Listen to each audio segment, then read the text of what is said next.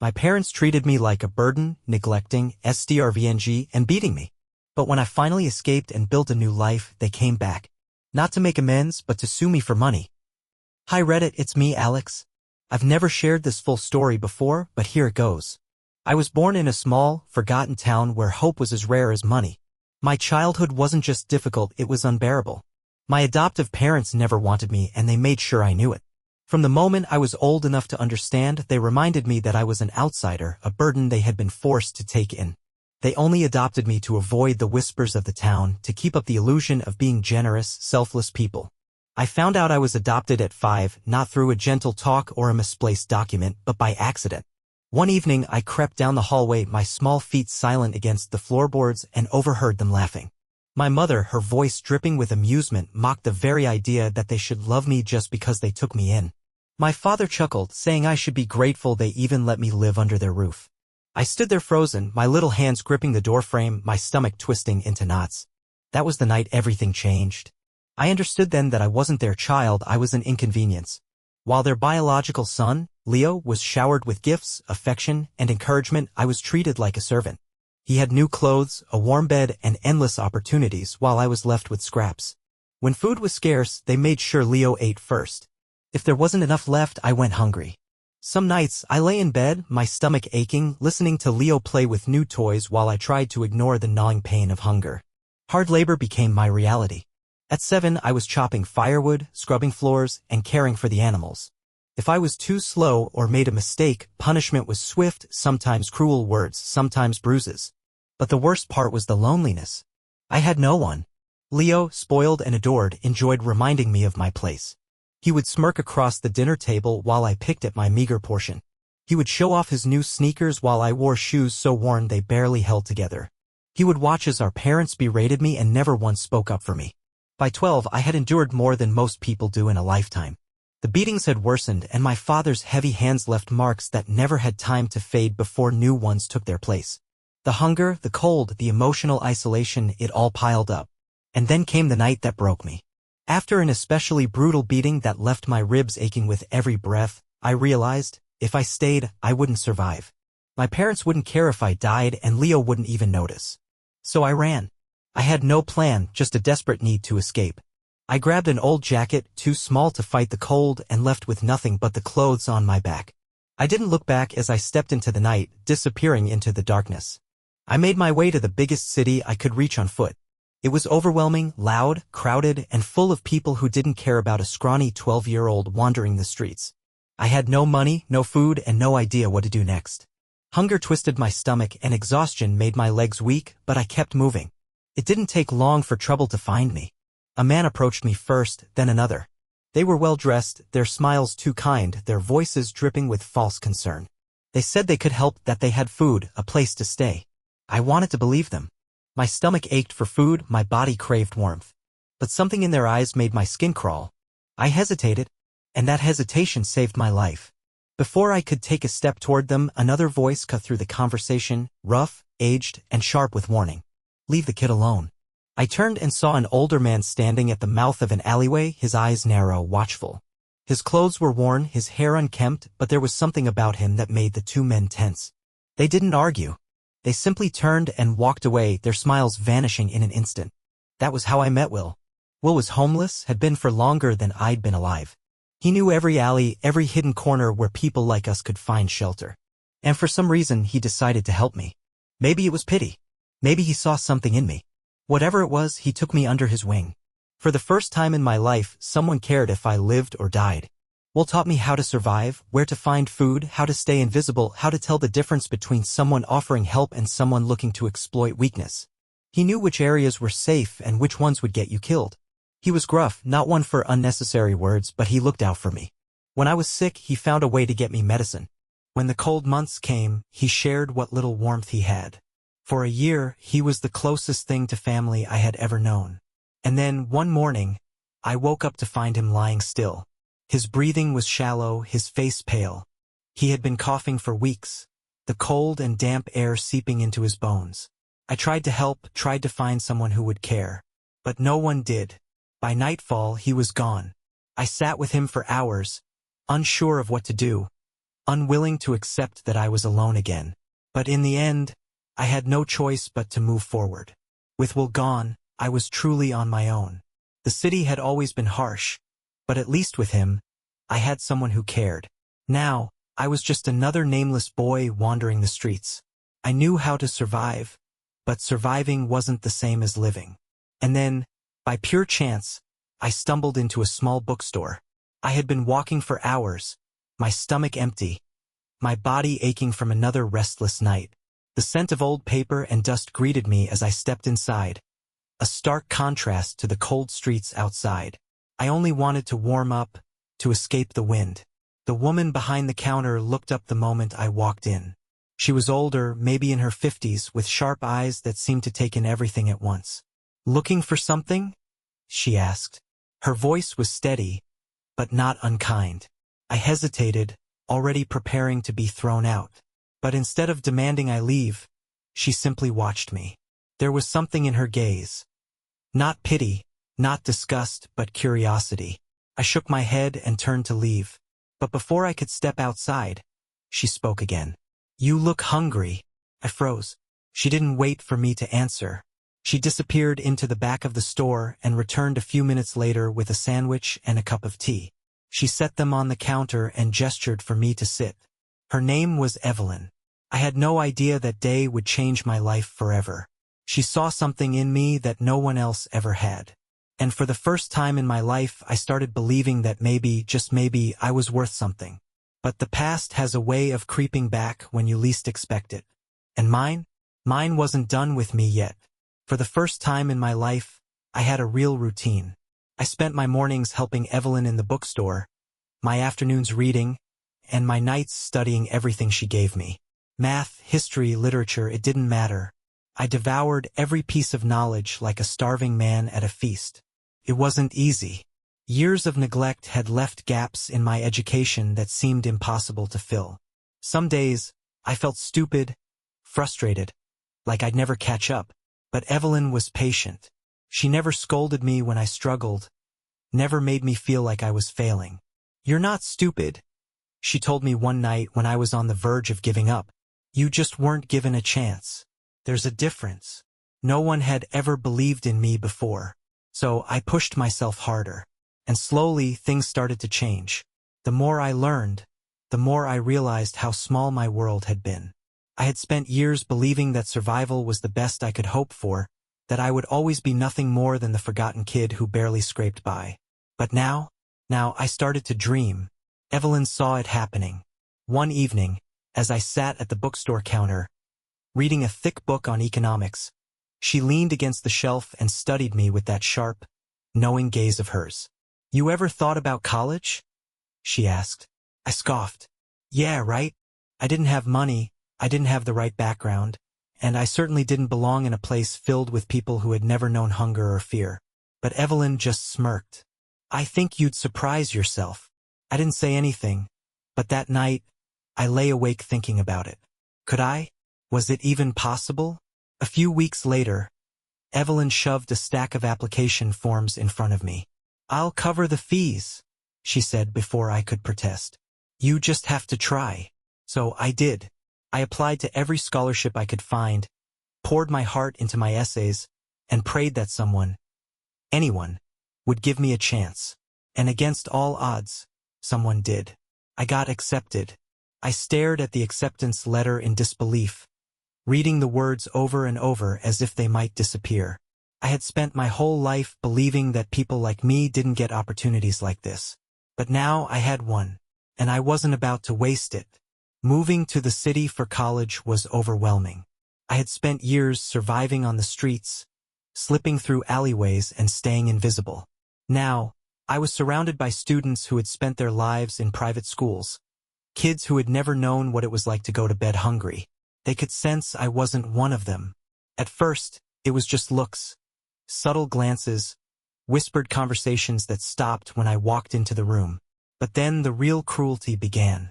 They laughed when they found out I had worked in a bookstore. They called me a charity case, a nobody who had stumbled into their world by mistake. I ignored it. I had survived worse than their petty games. But then they went too far. One night, I returned to my dorm to find security waiting for me. Someone had accused me of stealing an expensive watch, a brand I had never even heard of. I stood there, stunned, as they tore through my things, dumping my books onto the floor, turning my drawers inside out. And then, to my utter disbelief, they found the watch. Someone had planted it in my bag. I was dragged in front of the administration, the rich students smirking in their seats, so sure they had finally found a way to get rid of me. Expulsion was all but certain. But then the dean spoke. He was an older man, strict but fair. He studied me carefully, then turned his gaze toward my accusers. He pressed them with questions, watching as their confidence wavered. He pointed out inconsistencies in their stories, contradictions they hadn't prepared for. And slowly their certainty crumbled. When he finally ruled in my favor, dismissing the case entirely, their faces twisted in fury. They had been so sure they would win. But they were wrong. As I walked out of that office, their glares burned into my back. I didn't care. I had survived worse. And I wasn't going anywhere. I threw myself into my studies, determined to prove that I belonged there. While the others partied and wasted time, I worked. I stayed up late, studied harder than I ever had, and took every opportunity to learn. Evelyn called me every week, making sure I was okay, reminding me that I had nothing to prove to anyone but myself. But I wanted to prove it. And when graduation day came, I walked across that stage, my head held high. I had done it. I had escaped my past. Or so I thought. A few weeks after graduation, I received a call from an unknown number. I almost didn't answer. But when I picked up, my stomach turned to stone. It was them. My so-called parents. The same people who had beaten me, starved me, and made my childhood a living nightmare. The same people who had laughed at the idea of ever caring for me. They spoke to me like nothing had ever happened. My mother's voice was sickly sweet, dripping with fake warmth as she told me how proud they were of me. My father chuckled like we were old friends catching up after years apart. And then the real reason for their call came. They wanted money. Not just a little. A lot. They spoke as if I owed them because they had raised me, because they had given me a home. As if all the abuse, the starvation, the years of cruelty meant nothing. I almost laughed. Not out of amusement, but disbelief. Even after everything, they still had the audacity to think they could manipulate me. I let them talk. I let them beg. I let them list all the reasons why I owed them. And then, when they were finished, I simply said, "You didn't care if I lived or died when I was a child. You don't get to care now." And I hung up. I sat there for a while, waiting to feel something: anger, sadness, regret. But all I felt was relief. For the first time in my life, they had no power over me. Or so I thought. Because a few weeks later, I received something much worse than a phone call. I received a lawsuit. They were suing me, claiming that I owed them financial compensation for my upbringing. That after all the sacrifices they had made, I had no right to turn my back on them.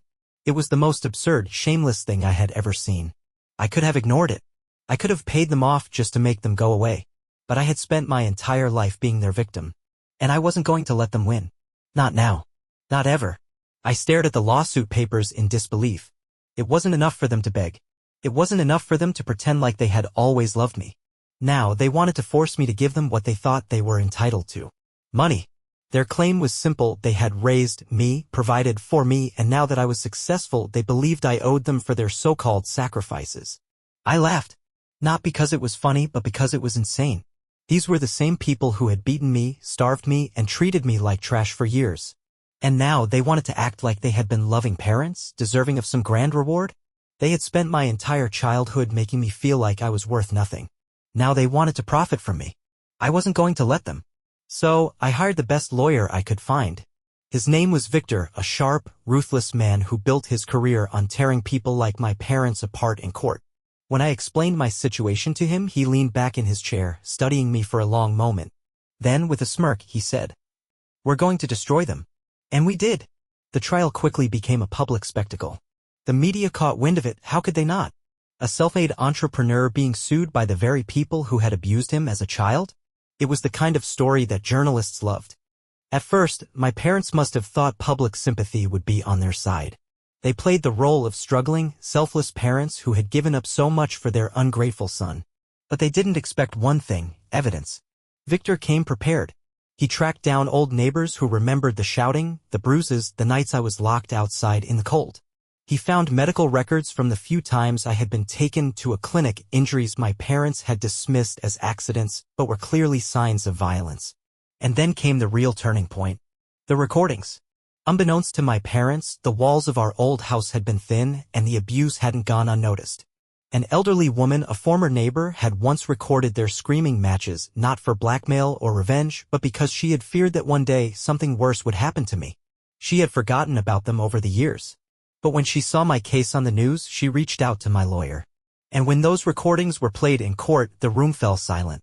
My mother's voice clear as day. We should have left that brat in the orphanage. He was never ours to begin with. My father, laughing. If he starves, he starves. Maybe then he'll learn some gratitude. Leo, my so-called brother, sneering. He's just a stray dog we're stuck with. I didn't react as the words echoed through the courtroom. But I watched my parents' faces. They went pale. Their lawyer stammered through some pathetic excuse, trying to argue that it was out of context. But the damage was already done. The jury had heard the truth. And when the verdict was announced, it wasn't just a loss for my parents, it was humiliation. The judge didn't just dismiss their case. He ruled in my favor. And in a final, ironic twist, my parents were ordered to pay me compensation, a sum far greater than anything they had ever dreamed of extorting from me. They left the courthouse that day in disgrace. Their names were now forever tied to their monstrous actions. And as I walked out, I held my head high. For the first time in my life, justice had finally been served. You'd think that would be the end of it. That after their public humiliation, they would finally disappear from my life. But I underestimated them. Because while my parents had lost their lawsuit, they still had one person left to blame for their failure. Leo. At first, I didn't care to keep tabs on them. I had no reason to. But word eventually reached me through old neighbors and mutual acquaintances. My parents, furious over their defeat, had turned their rage toward the only person left in their lives, Leo. They accused him of not doing enough to manipulate me. Of not stopping the trial. Of failing to protect the family name. It was almost comical considering he had spent most of his life as their golden child, the one who could do no wrong. But now that they had lost everything, their loyalty to him disappeared just as easily as their fabricated love for me. And Leo? He wasn't just angry at them. He was furious at me. And I had no idea just how far he was willing to go. The night it happened, I was at home alone. I had just finished reviewing business reports when the sound of the door being forced open shattered the silence. I barely had time to react before he was standing there. Leo. His face was twisted with rage, his breathing ragged. And in his hand? A knife. You ruined my life, he screamed, his voice cracking with fury. Everything happened in a blur. He lunged at me. The blade slashed through my side, hot pain exploding across my ribs. I stumbled back, knocking over a chair as he came at me again. You had nothing. You were nothing, he shrieked. And now you act like you deserve all of this? Blood was already seeping through my shirt, but adrenaline kept me moving. I grabbed his wrist, trying to wrestle the knife away. But he fought like a man possessed. You think you're better than us now, he spat, his strength fueled by years of bottled-up resentment. You think you can humiliate us and just walk away? He shoved forward, and for a terrifying moment, I thought he would overpower me. But then, flashing red and blue lights flooded the room. Sirens. Shouts. Footsteps pounding up the stairs. The police stormed in. Leo barely had time to react before they tackled him to the ground, pinning his arms behind his back as he screamed curses at me. The knife clattered to the floor, its blade glistening with my blood. I barely felt the pain anymore. All I could do was watch as they dragged him away, his screams echoing through the house. Even after everything, after all the cruelty, the betrayal, I had never expected him to go this far. But as I pressed a hand to my bleeding wound, one thought became crystal clear. This wasn't just a family rift. This was war. I survived the attack. The knife wound was deep, but not fatal.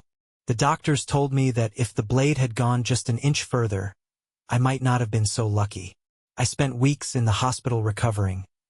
Not just from the injury, but from the sheer weight of everything that had happened. Leo had been arrested on multiple charges. Breaking and entering, attempted murder, aggravated assault. The case against him was airtight. The police had caught him red-handed, with my blood still on his hands. And yet, despite everything he had done, a part of me still couldn't believe it had come to this. Growing up, Leo had been the one person I thought might change. Yes, he had been cruel. Yes, he had stood by while our parents abused me. But he had also been a kid. A kid raised by the same monsters who had hurt me. I used to think that maybe, just maybe, he would grow up and realize the truth. That one day he would look back and regret the way he had treated me. But I was wrong. Leo had never changed. He had never wanted to change. And now there was no coming back from this. The night of the attack became national news. My story, already a public spectacle because of the lawsuit, exploded into something even bigger. People had seen me as a symbol of resilience, a self-made success who had risen from nothing. Now I was something else entirely. I was the survivor. Letters, messages, and support poured in from strangers all over the world. People who had suffered their own versions of abuse, betrayal, and cruelty. They told me that my story gave them hope, that it made them believe they could escape too. And for the first time in my life, I truly understood. My past no longer had power over me. Meanwhile, my parents' downfall was complete. With their lawsuit publicly destroyed, their names forever tied to abuse, and now their favorite son behind bars, they had nothing left. The last thing I heard was that they had left town, disappearing into the same obscurity they had always feared. No more reputation, no more power, no more control over me. I had won. But even with all of that behind me, I still had one last decision to make. Leo's trial was coming up. The prosecution had everything they needed to put him away for years. And they wanted me to testify. I was ready to do it. I had every reason to make sure he never saw the outside of a prison cell again. But then, something happened that I never expected. A week before the trial, I got a letter. It was from Leo. I almost didn't open it, but curiosity got the better of me. Inside, his handwriting was messy, uneven, nothing like the arrogant, composed person I had once known. Alex, I know you hate me. I don't blame you. I don't expect you to forgive me. I wouldn't forgive me either. I just needed to say that, I get it now. I spent my whole life thinking that I was better than you, that I deserved everything and you deserved nothing. Because that's what they told me. They raised me to believe I was special, that I was owed the world. But they never actually cared about me either. The moment they had nothing left, they turned on me just as easily as they turned on you. And now, sitting in this cell, I finally see it. I was never the golden child. I was just a weapon they used against you. You won, Alex. You got out. You became someone. I never did. I don't expect you to care. I don't expect anything from you anymore. But I needed you to know. I'm sorry. I sat there, staring at the letter for what felt like forever. I didn't know what to feel. It was too late for apologies. Too late for regret. But for the first time, I realized something. Leo had never been free either. We had both been raised in the same prison. I had fought my way out. He never even tried. The day of the trial, I stood before the court and told the truth. Every last detail. I testified about the attack, about the years of abuse, about how Leo had never once stood up for me, until it was far too late. I watched as the jury listened, their faces grim. And when the verdict was read, I barely reacted. Leo was sentenced to 15 years. He didn't look at me as they took him away. I didn't look at him either. We were done. After that, I finally moved forward. No more fear. No more ghosts of the past waiting to drag me back. I focused on my business, on building something that no one could take from me. And for the first time in my life, I wasn't just surviving. I was living. Years passed. One day I got another letter. From prison. I recognized Leo's handwriting immediately. But this time I didn't open it. I threw it away. Because some doors are meant to stay closed. And I was never looking back again.